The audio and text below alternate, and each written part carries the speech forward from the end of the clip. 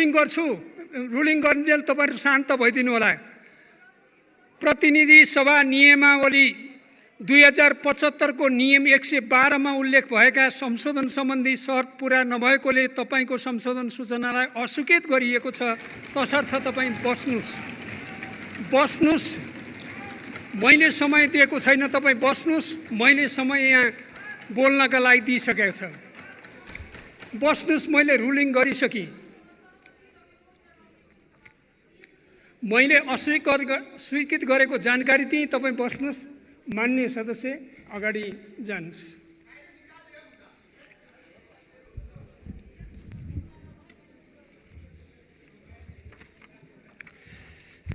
सम्मान्य सभामुख महोदय,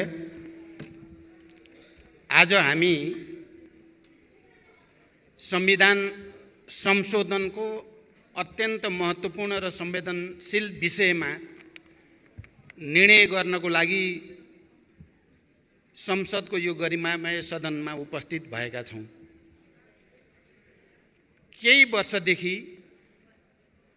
मुख्यतः नेपालमा शान्ति र परिवर्तनको एउटा नयाँ युगलाई जन्म दिने प्रक्रियामा नेपाली जनताले, नेपालका राजनीतिक दलहरू र नेताहरूले एउटा नयाँ संस्कृति र परम्पराको विकास गरेका छन्।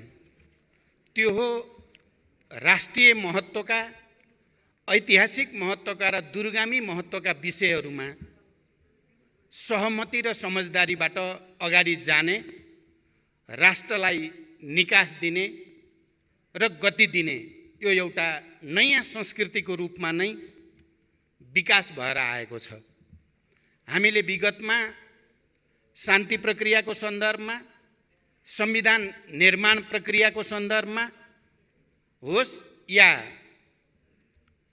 देशमा हुने विभिन्न प्राकृतिक विपदाहरूको सामना गर्ने सन्दर्भमा, खास गरी विनाशकारी भूकम्पबाट उत्पन्न परिस्थितिको सामना गर्ने सन्दर्भमा पनि हामी सबैले राष्ट्रिय जिम्मेवारीका साथ, अत्यन्त संवेदनशीलताका साथ सहमति, सहकार्यद्वारा जनतालाई राहत दिने, नेतृत्व गर्ने परम्परा जस्तै बसालेका छौं र त्यही प्रक्रियाको एउटा अत्यन्त महत्त्वपूर्ण नयाँ कडीका रूपमा आज हामी दोस्रो संविधान संशोधनको यो घडीमा आइपुगेका छौं। खास गरी देशको भौगोलिक अखण्डतासँग सम्बन्धित विषयमा हामी हिजो राजतन्त्र, खास गरी निरङ्कुश पञ्चायती तानाशाहीको प्रारम्भिक दिनमा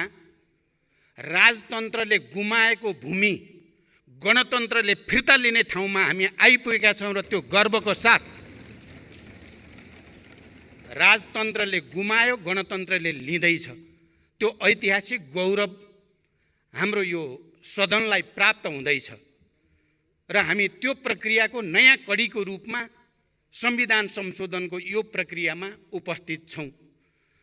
म पनि आम नेपाली जनतासँगै, नेपालका सबै राजनीतिक दलहरूसँगै, नागरिक समाजसँगै म गर्व व्यक्त गर्न चाहन्छु, सबैसँग एकैबद्धता प्रकट गर्न चाहन्छु र हामीले यो समस्याको समाधान पनि, मलाई विश्वास छ, हामी यसको अन्तिम निर्णयमा पुग्ने बेलासम्म जसरी यो विषयमा हामी प्रस्ताव प्रस्तुत गर्दा सर्वसम्मति हामीले जनाएका छौं, निर्णयमा पनि सर्वसम्मति हुने विश्वास पनि म व्यक्त गर्न चाहन्छु र यो राष्ट्रिय एकताको निम्ति यो सम्मानित सदनका सबै प्रतिनिधित्व गर्ने राजनीतिक दल, नेताहरू र माननीय सदस्यहरू प्रति हार्दिक धन्यवाद मेरो दलको तर्फबाट र मेरो तर्फबाट व्यक्त गर्न चाहन्छु र आउने दिनमा पनि हामीले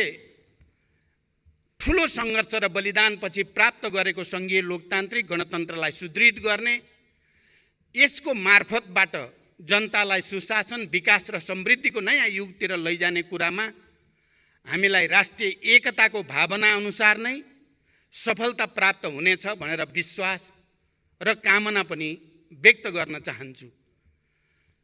मैले अहिले यो विषयमा धेरै लामो कुरा गर्नुभन्दा पनि म के भन्न चाहन्छु भने नेपालको राजनीतिक परिवर्तनको ऐतिहासिक प्रक्रियामा हामीले दुईटा मूलभूत चुनौतीहरूको सामना गर्नु थियो।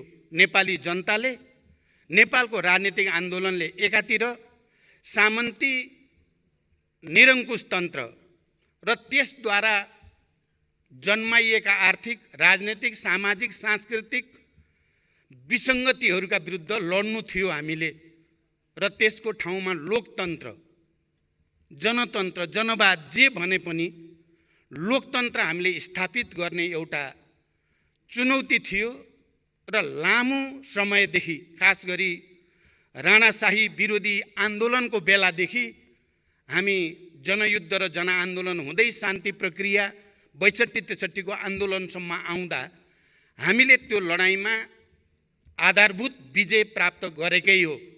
नेपाली जनताले त्यो लडाइँमा विजय प्राप्त गर्यो र नेपाल गणतन्त्रको नयाँ युगमा, लोकतन्त्रको नयाँ युगमा, सङ्घीयता समावेशिताको नयाँ युगमा पदार्पण गर्यो।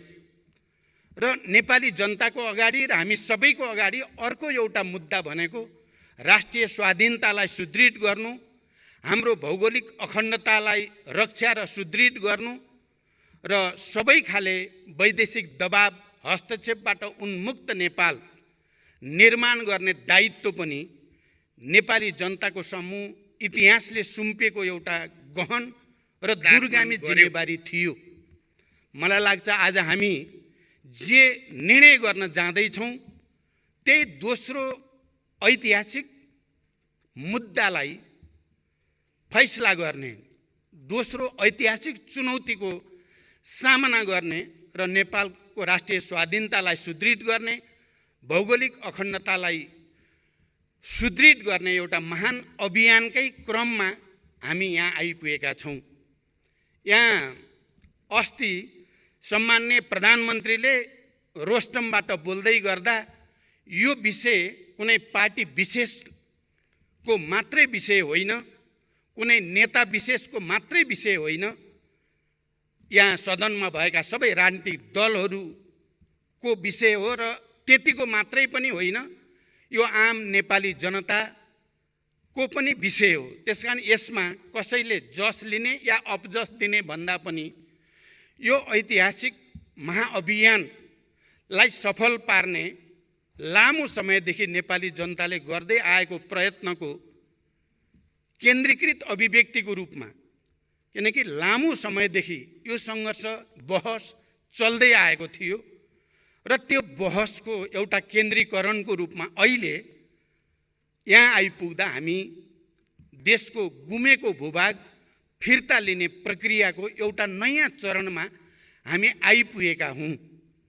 आज यो विषयलाई, यति संवेदनशील गम्भीर राष्ट्रिय विषयलाई सहमति बनाउँदै, किनकि बीचबीचमा हामी सबैलाई थाहा छ सर्वदलीय बैठकहरू बस्दै सहमतिको निम्ति प्रयासहरू गर्दै र यो विषयको गाम्भीर्यता र जिम्मेवारी र संवेदनशीलता अनुसार नै राष्ट्रिय समझदारी बनाउँदै अहिले सरकारले यसलाई संविधान संशोधनद्वारा हाम्रो नक्सा जसरी संविधानमा लोगोको रूपमा, प्रतीकको रूपमा इङ्गित छ, त्यसलाई सच्याउने पहल कदमी जो गर्यो त्यसको लागि म सम्माननीय प्रधानमन्त्री नेपाल सरकारलाई विशेष धन्यवाद भन्न चाहन्छु र यसमा साथ दिने सबै राजनीतिक दलहरू, नागरिक समाज र आम नेपाली जनतालाई पनि म हृदयदेखि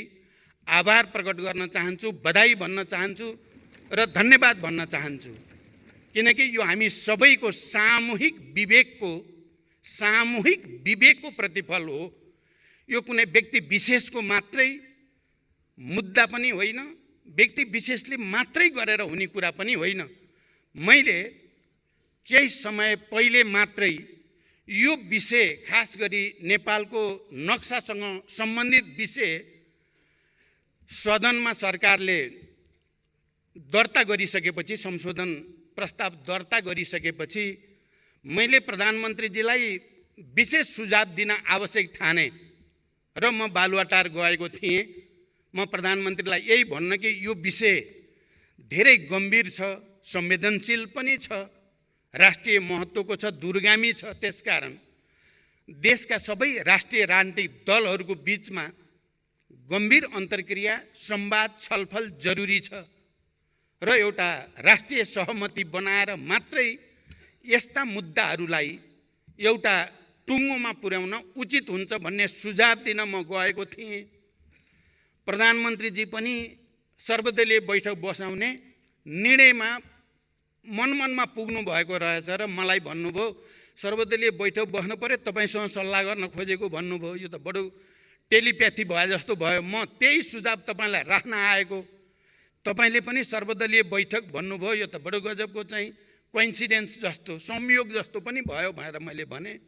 र त्यो सर्वदलीय बैठकमा मैले एउटा कुरा के भनेको थिएँ भने राष्ट्रिय स्वाधीनताको सुदृढीकरणका सम्बन्धमा, भौगोलिक अखण्डताको रक्षाका सन्दर्भमा नेपालले खास गरी 2046 सालको ऐतिहासिक जनआन्दोलनपछि पञ्चायती तानाशाहीका विरुद्ध लामो सङ्घर्ष, झन्डै 30 वर्ष लामो सशस्त्र शान्तिपूर्ण धेरै खाले सङ्घर्ष र बलिदानपछि जुन परिवर्तन आयो र परिवर्तनपछि जति सरकारहरू बने ती सबै सरकारले भारतसँग वार्ता संवाद गर्दा प्राय सबैले हिजोका असमान सन्धि सम्झौताको पुनरावलोकन, परिवर्तनका बारेमा कुरा उठाउने गरेको र 62-63 को आन्दोलनपछि जति पनि प्रधानमन्त्रीहरू बनियो, हामी सबैले एउटा मात्र होइन सबैले नै जुनसुकै राजनीतिक दलको तर्फबाट प्रधानमन्त्री भए पनि ती सबै प्रधानमन्त्रीहरूले नेपालको भूगोलको सम्बन्धमा, नेपालको सिमानाको सम्बन्धमा बडो गम्भीर ढङ्गले ती विषयहरू उल्लेख हुने गरेको इतिहास बडो प्रष्टसँग देखिएको छ। मैले ती सर्वदलीय बैठकमा भन्ने पनि गरेको थिएँ। यो हामी सबैको निम्ति खुसीको कुरा हो र यो लामो कालखण्डमा 2007 सालपछिका धेरै आन्दोलनहरूको क्रममा नेपाली जनताको राष्ट्रिय चेतना, नेपाली जनताको भौगोलिक अखण्डताप्रतिको संवेदनशीलता र त्यो चेतना पनि गुणात्मक ढङ्गले नयाँ चरणमा पुगेकै छ। यो सबैको प्रतिफल नै हो कि हामी आज हाम्रो गुमेको भूमि फिर्ता लिने, त्यसको दाबी प्रस्तुत गर्ने र त्यसको निम्ति भारत सरकारसँग नयाँ सिराबाट संवाद गर्ने, वार्ता गर्ने, राजनीतिक तहमा, कूटनैतिक तहमा वार्ता र संवाद गरेर यो समस्यालाई वान्स एन्ड फर अल सधैँका निम्ति समाधान गर्ने एउटा सङ्कल्प हामीले लिएका छौँ। त्यसो भएको हुनाले पछिल्लो चरणमा जति पनि भारत सरकारसँग नेपालका सरकारहरूको प्रधानमन्त्रीहरूको वार्ताहरू भए ती सबैमा खास गरी कालापानी क्षेत्र, त्यो लिम्पियाधुरा, लिपुलेक र कालापानी क्षेत्र र सुस्ताको क्षेत्र, भूगोल, यसलाई विवादित क्षेत्र हुन् र यसलाई वार्ता र संवादको माध्यमबाट यी विवादित क्षेत्रको समस्या समाधान गर्नुपर्दछ भन्ने कुरामा नेपाल र भारत दुवैको सहमति बन्दै पनि आएको हो र त्यसलाई विवादित क्षेत्रको रूपमा उल्लेख गरिएको छ, स्थापित गरिएको छ। त्यहाँ भारतले पनि र नेपालले पनि कुनै विमति राखेका छैनन्। कालापानी क्षेत्र विवादमा छ भन्ने कुरा र सुस्ता पनि विवादमा छ भन्ने कुरा भारत सरकारले समेत स्वीकार गरेको तथ्य हो। मैले प्रकारान्तरले कश्मीर सम्बन्धी मुद्दाका सन्दर्भमा भारतले नयाँ नक्सा जारी गर्यो र मैले के ठान्छु भने भारत सरकारले सम्भवतः कश्मीर इस्युमा लामो समयदेखि रहेको आफ्नो आन्तरिक समस्यालाई समाधान गर्ने उपायको रूपमा सम्भवतः नयाँ नक्सा प्रकाशित गरेको थियो। उसको चाहिँ चाहना नेपाललाई जिस्क्याउनु थिएन होला। उनीहरूको चाहिँ चाहना भनेको कश्मीरसँग सम्बन्धित इस्युमा आफूले गरेको निर्णय, भारत सरकारले गरेको निर्णयलाई स्थापित गर्ने थियो होला। तर प्रकारान्तरले त्यसले हामी सबैलाई झकझक्यायो। त्यो नक्सा आफ्नो ढङ्गले भारतले प्रकाशित गर्नु, नयाँ नक्सा र विवादमा छ भनेको भूमिलाई पनि भारतले आफ्नै नक्सामा समेट्नु, किनकि पटक पटक यो विषय विवादित छ भनेर भनिसकेको सन्दर्भमा या त त्यो भूगोललाई समेट्दा नेपाल सरकारसँग पनि संवाद गरेर के गर्ने भनेको भए त्यसले समस्या समाधानको एउटा नयाँ बाटो खोल्न पनि सक्थ्यो। किनकि यो कुरा स्वीकारिएको तथ्य हो कि कालापानी र सुस्ता, किनकि पटक पटक म पनि प्रधानमन्त्रीको हैसियतले भारत भ्रमणमा जाँदा, चाहे त्यो सन् 1950 को सन्धिको सन्दर्भ होस् या कालापानी क्षेत्र र सुस्ता क्षेत्रसँग सम्बन्धित सीमा सम्बन्धी विवादको कुरा होस्, उठेकै थियो, उठाइएकै थियो र यो विवादलाई दुवै देशको सचिव स्तरीय जोइन्ट कमिटी मार्फत समाधान गर्ने भनेर त्यो प्रक्रियाको थालनी पनि हुँदै आएको थियो। यस्तो पृष्ठभूमिमा कुनै एउटा देशले नक्सा प्रकाशित गर्दा नयाँ सन्दर्भमा हामी आफैले स्वीकार गरेको ऐतिहासिक तथ्य र विवाद भनेर भनिएको विषय, किनकि एउटा कुरा प्राय के हुने गर्थ्यो भने जहाँको समस्या समाधान भयो त्यसलाई समाधान भयो भनेर टुङ्गियाको घोषणा गरौँ, जहाँ बाँकी छ त्यसलाई मात्रै समाधान हुन बाँकी सिमानाका समस्या भनेर कालापानी र सुस्तालाई बाँकी समाधान हुन बाँकी विषयको रूपमा, अन्य समाधान भइसकेको विषयको रूपमा टुङ्ग्याएर जाउँ भन्ने प्रस्ताव पटक पटक आउने गरेको हो र नेपालले त्यसलाई होइन, यो जहाँ सबभन्दा बढी विवाद छ तिनलाई समाधान नगरी अन्यत्रको विषय जो त्यति धेरै गम्भीर छैन ती विषयलाई समाधान भयो भन्नु उचित हुँदैन। सबैलाई एकैचोटि टुङ्ग्याउँ र एकैचोटि समाधान भएको घोषणा गरौँ भन्ने नेपालको हामी सबैको अडान रहँदै आएको हो। त्यो तथ्य पनि म यो सम्मानित सदनलाई जानकारी गराउन चाहन्छु। जे भए पनि भारतले त्यो नक्सा प्रकाशित गरिसकेपछि हामीहरूको अगाडि एउटा सवाल त खडा भयो, नेपालले पनि नक्सा प्रकाशित गर्ने या नगर्ने। सौभाग्यवश भनौँ या संयोगवश भनौँ, त्यति नै बेला हाम्रो दल, हाम्रो पार्टी नेपाल कम्युनिस्ट पार्टीमा एउटा सचिवालयको बैठकमा मलाई अध्यक्ष पनि अलि कार्यकारी भूमिका बढाउने भनेर भनिएको सन्दर्भ थियो र मैले स्थायी समितिको बैठकको नेतृत्व मङ्सिरको अन्त्य र पुसको पहिलो हप्तामा गरेको थिएँ। त्यो बैठकबाट र त्यसपछि माघमा दोस्रो बैठक केन्द्रीय समितिकै बैठक गरिएको थियो। त्यो बैठकबाट हामीले पार्टीको तर्फबाट हाम्रो नक्सा पनि प्रकाशित गरिनु पर्दछ। नेपालले पनि हामीले हाम्रो भूभाग जसमा हामी भित्र दुविधा छैन, नेपालीहरूको बिचमा कुनै विमति छैन, त्यो सर्वसम्मत भएको कालापानी, लिपुलेक र लिम्पियाधुरा यो भूभाग समेटेर नेपालले पनि नक्सा प्रकाशित गर्नुपर्दछ भन्ने निर्णय हामीले गर्यौँ र मैले पार्टी अध्यक्षको हैसियतले अर्को अध्यक्ष र प्रधानमन्त्री, सम्माननीय प्रधानमन्त्री कमरेडलाई नक्सा प्रकाशित गर्ने बारेमा पार्टीका निर्णयहरूको जानकारी पनि गराउँदै आएको थिएँ। त्यसकारण यो नक्साको कुरा अहिले मात्रै उठ्यो, अहिले मात्रै टुङ्गियो भन्ने कुरा होइन। जति बेला भारतको तर्फबाट नक्सा प्रकाशित भयो हाम्रो जिम्मेवारी र दायित्व बन्थ्यो कि हामीले पनि नक्सा प्रकाशित गरौँ। हाम्रो ऐतिहासिक भूभाग समेटिएको सुगौली सन्धिद्वारा निर्धारित सिमानालाई समेटेर हामीले नक्सा प्रकाशित गर्ने कुरामा लागिराखेका थियौँ। अहिले प्रधानमन्त्रीजीले भनिराख्नु भएको छ, हामी त्यति बेलादेखि नै यो प्रक्रियाको तयारीमा चाहिँ लागेका थियौँ र मैले सर्वदलीय बैठकमा नि भनेको थिएँ। आज म सभामुख महोदय, यो सम्मानित सदनलाई पनि प्रश्न गर्न चाहन्छु कि सर्वदलीय बैठकको बेलामा पनि हामीले नक्सा प्रकाशित गर्नुको साथसाथै भारतसँग वार्ताको निम्ति संवादको निम्ति पहल बढाएर लानुपर्ने हुन्छ। मैले प्रधानमन्त्रीजीले ड्राफ्ट गरेको डिप्लोमेटिक नोट मलाई पनि पढ्ने अवसर प्राप्त भयो। प्रधानमन्त्रीजी र मैले सँगै पनि त्यसलाई हेऱ्यौँ।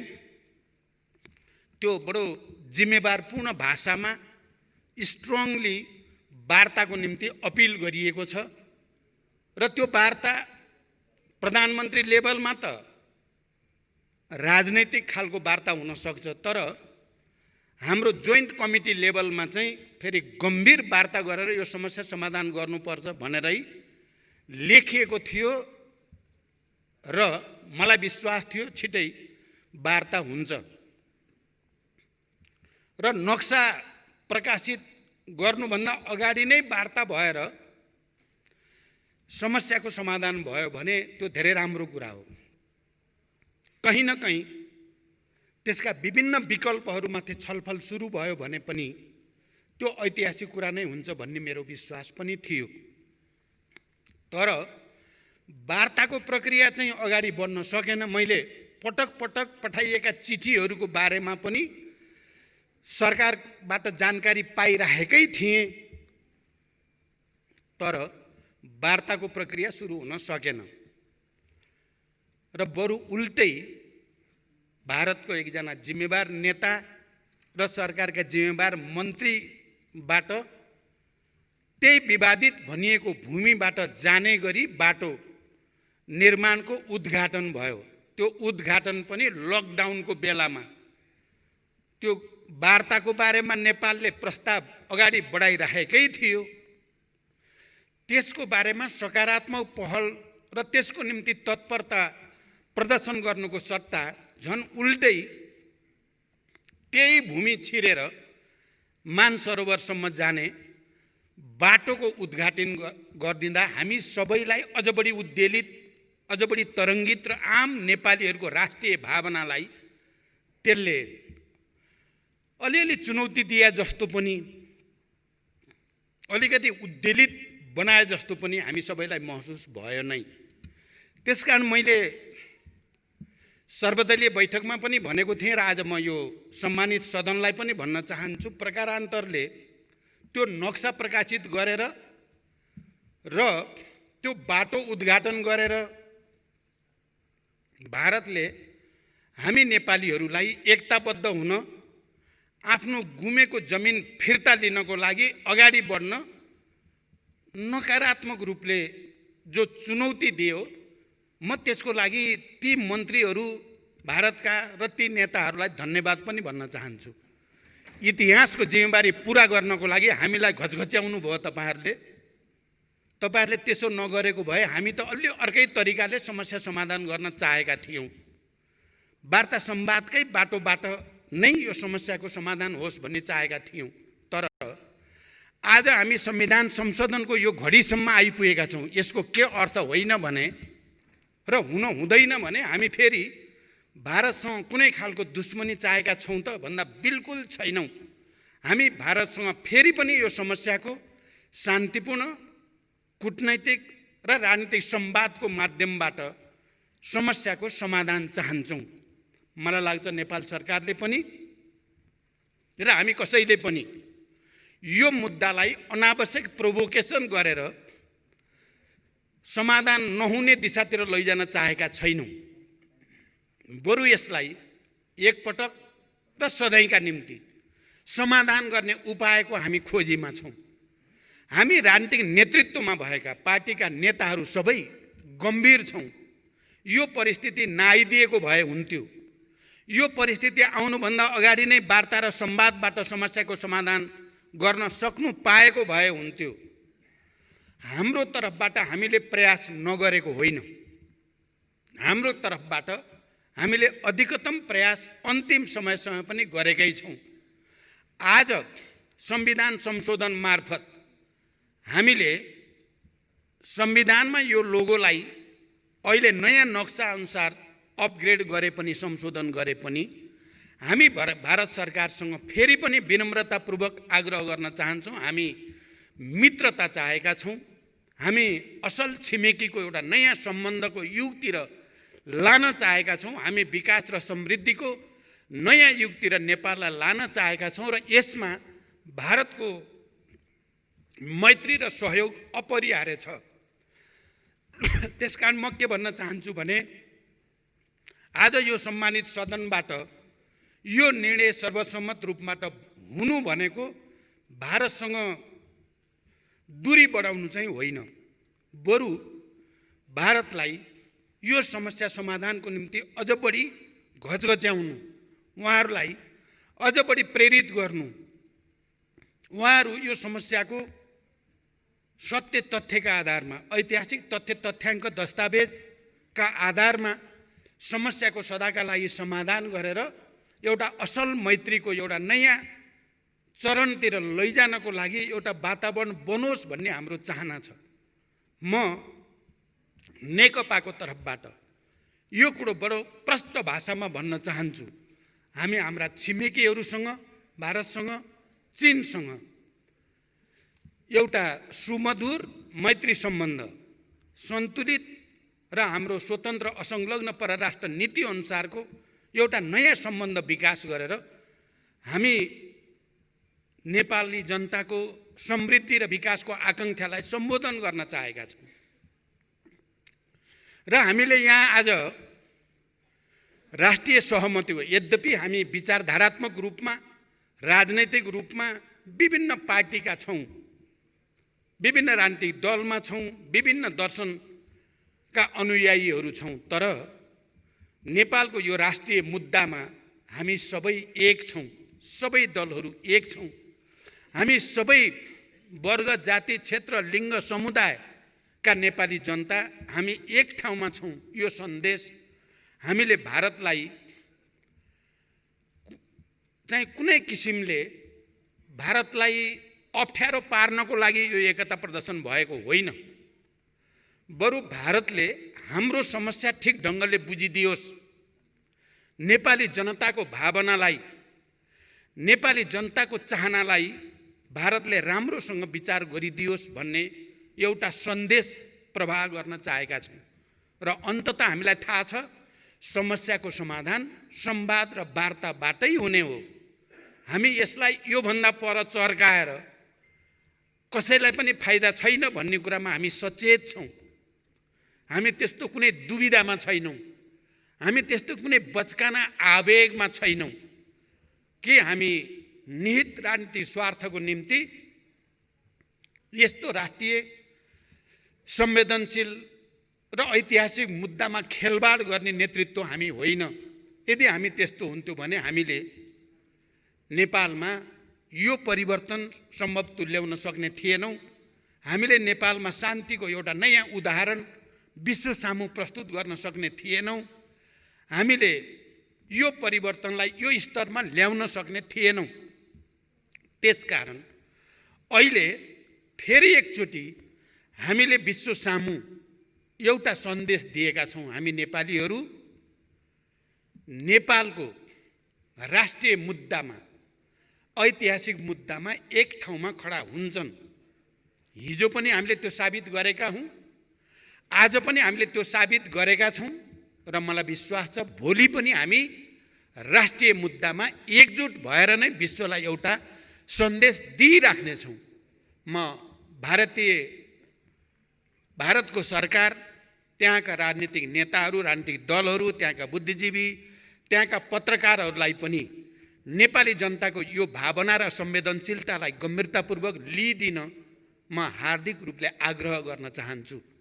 हामी योभन्दा बढी यो विषय नतन्कियोस्, बरु यो बिन्दुबाट वार्ता संवादको एउटा नयाँ युगको सूत्रपात होस् र त्यसले हाम्रा बिचमा भएका समस्याहरूलाई स्थायी रूपले समाधान गर्ने एउटा वातावरण बनोस् भन्ने हाम्रो चाहनालाई म व्यक्त गर्न चाहन्छु। मलाई आज यति बोल्दै गर्दा विशेष गर्वको महसुस भएको छ, किनकि हामीले 12 बुँदे समझदारीदेखि शान्ति सम्झौतासम्म आउँदा जुन राजनीतिक संस्कार हामीले सूत्रपात गर्यौं,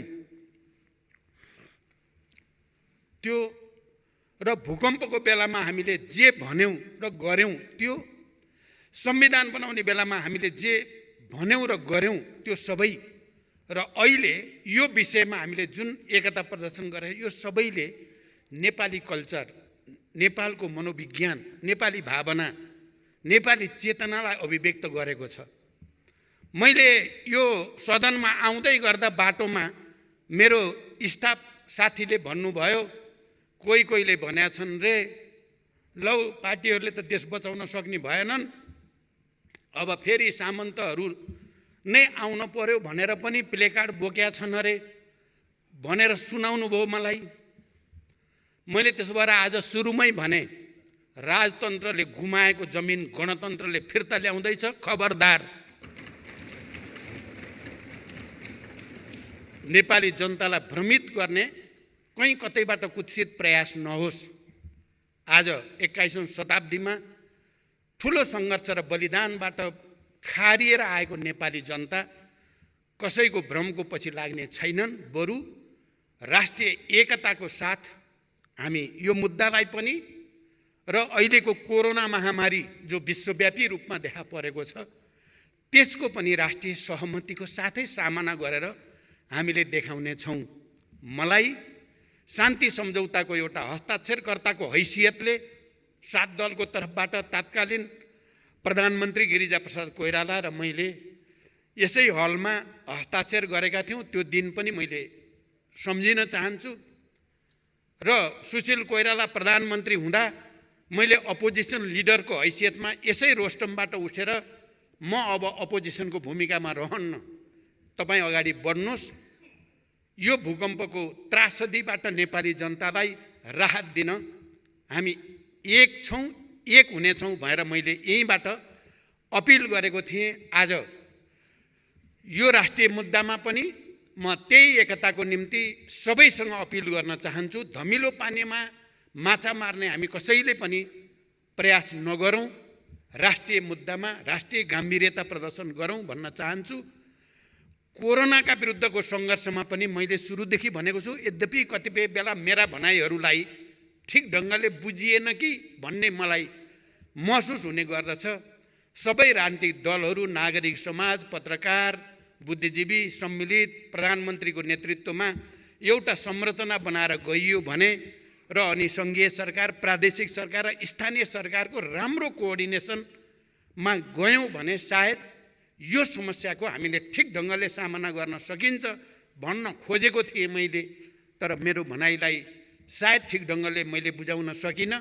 म फेरि पनि भन्छु, आज देशको अगाडि जे जति समस्या र चुनौतीहरू छन् तिनको समाधान राष्ट्रिय सहमति बाहेक अर्को हुन सक्दैन।